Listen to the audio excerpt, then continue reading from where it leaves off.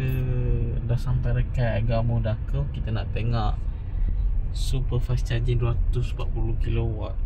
Sana ada charger tapi macam BMW ni. Kita daripada Bandar Sarjana Putra pergi dekat Muar, ada majlis kenduri. Lepas itu kita berjalan-jalan dekat Melaka dan kita kembali ke Selangor. Okey, sekarang ni kita dapat tengok performa bateri dia baguslah. 13.7 kW per 100 km. Total perjalanan kita dah capai ni lah 337 dan bateri kita tinggal 12%. Kita nak try guna charger ni lah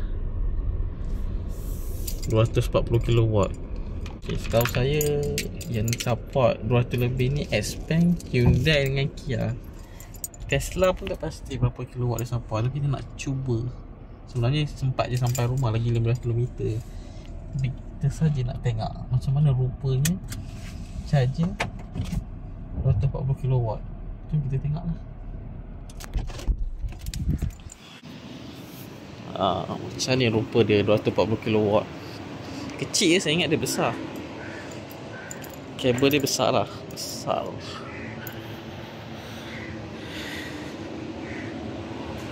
Kita akan cas Omoda E5 kita. Kita dah 25 minit saja daripada ditanda solat, beli snack sikit lah. Mari kita tengok. Tadi dia 12%.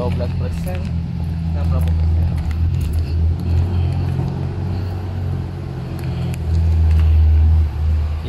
Dah naik 50% dalam 25 minit. Tadi 12, sekarang 62. Dia support lah 80 kW tu. Okay. Sekarang ni kita tutup charger tu lah. Kita lepak dalam kereta. Cantik wing tidur dia. Oh, cantik. Kita ni yang dual tone lah. Dengan cerita model 2025 kita cuma dapat warna hitam sajalah. Harga murah tu lah. Model 25 109,000 kot. Okay lah, kita pun dah cukup kot kita charge ni. Sekejap kita nak berhentikan charger. Okay, kita nak stop charging 25 minit sajalah. 25 minit 30 saat.